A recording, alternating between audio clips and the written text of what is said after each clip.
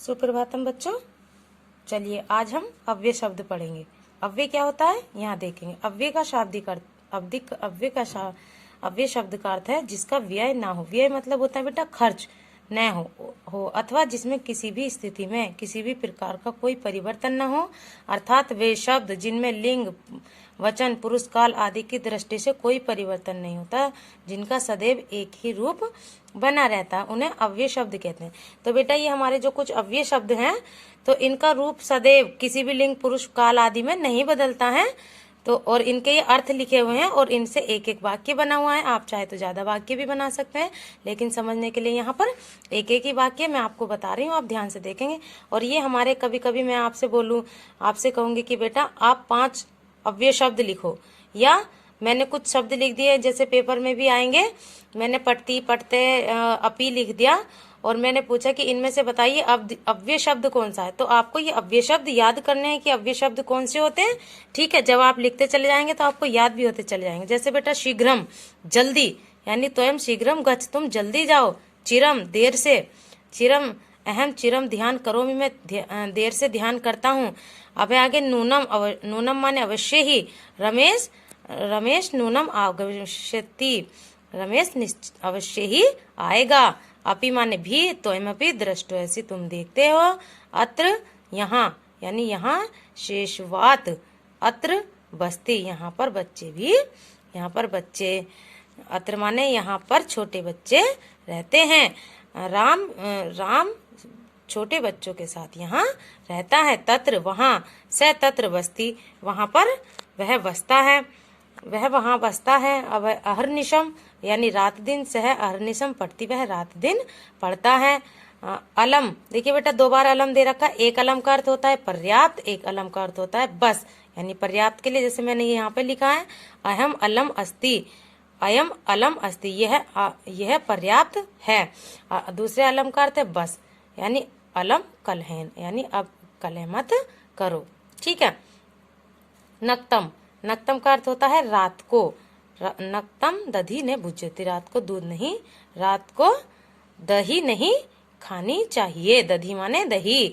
सायं शाम को, सुरेश सायं भ्रमणाय गच्छति, सुरेश शाम को घूमने जाता है। प्रातः यानी सवेरे, अहम प्रातः भ्रमणाय गच्छामि, मैं प्रातः घूमने जाता हूँ। सांप्रतम यानी अब, सांप्रतम अहम पठामि, मैं अब पढ़ता हूँ। च और, च माने और। राम श्यामश्च विद्यालयम गच्छते, राम और श्याम विद्यालय जाते हैं। 2 के साथ जैसे पढ़ती पढ़ते आता है ना, तो 2 है ना यहाँ पर, राम और श्याम, तो गच्छते आ गया यहाँ पर। खलु यानी निश्चय, अयम खलु भगवान नारायण है, यहाँ निश्चय ही भगवान नारायण हैं। यथा तथा, जैसा जैसा वैसा। यथा बीजम तथा फलम, जैसा बीज वैसा फल। पुनः यानी फिर, पुनः का अर्थ होता है यहाँ फिर। ठीक है बेटा, तो देखेंगे पुनः फिर।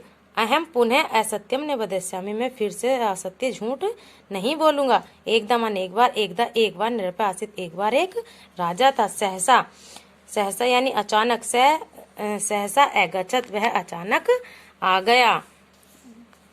आगे देखेंगे बेटा, सहसा अचानक, वह अचानक आ गया। अब देखिए सदा यानी हमेशा, सदा सत्यम वद, सदा हमेशा सत्य बोलो। वही यानी बाहर, ग्रामात बही उद्यानमस्ति, गांव के बाहर उद्यान है, बगीचा है। वृथा यानी व्यर्थ या बेकार, वृथा मावत, बेकार मत बोलो या बुरा मत बोलो या व्यर्थ मत बोलो। कुत्र यानी कहाँ, त्वयं कुत्र गच्छित, तुम कहाँ रहते हो। और कुतः माने होता है कहाँ से, त्वयं कुतः आयते, तुम कहाँ से आए हो। अथ माने इसके बाद, अथ नाटकम प्रारंभ्यते, इसके बाद नाटक प्रारंभ होगा। अधुना माने अब, अधुना माने अब होता है बेटा। ठीक है, तो अधुना अहम क्रीडामि, मैं अब खेलता हूँ। क्रीड माने खेलना। सर्वत्र यानी सब जगह, ईश्वर सर्वत्र अस्ति, ईश्वर सभी जगह पर है। आगे देखेंगे बेटा, धिक यानी धिक्कार, धिक दुष्टम धिक मूर्खम, धिक्कार है दुष्टों पर और मूर्खों पर।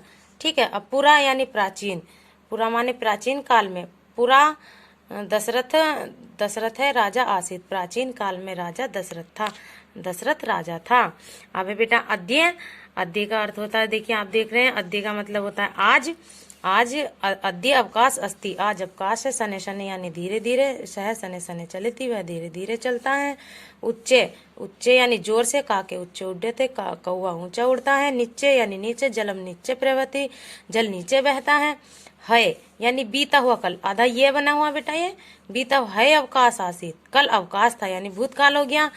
स्वे यानी आने वाला काल, अहम स्वे ग्रामम गमिष्यामि, मैं कल गांव जाऊंगा। ठीक है। अब है मृषा यानी झूठ, मृषा मावत, झूठ मत बोलो। माँ यानी मत या नहीं। दुराचरण माँ करो, दुराचरण नहीं करो यानी बुरा व्यवहार नहीं करो। नमः यानी नमस्कार, नमः शिवाय, शिवाय के लिए नमस्कार। तुष्णीम यानी चुपचाप, राम तुष्णीम तिष्ठति, राम चुप बैठा है। अब देखिए बेटा, इसके कुछ प्रश्न हैं, ये भी आपको कॉपी में करना है। ठीक है, ये भी आपको कॉपी में करना है, और आपको ये इसकी कुछ अभ्यास है, ये आपको कॉपी में करने। जैसे जिस शब्द में किसी भी स्थिति में कोई परिवर्तन नहीं होता उसे क्या कहते हैं बेटा? जिसमें कोई भी परिवर्तन नहीं होता उसको हम अव्यय शब्द कहते हैं। खलु शब्द का क्या अर्थ है? खलु शब्द का आपको मैंने अर्थ बताया बेटा, ये क्या हुआ? खलु शब्द का हमने ऊपर पढ़ा है निश्चय ही, निश्चय ही। ठीक है।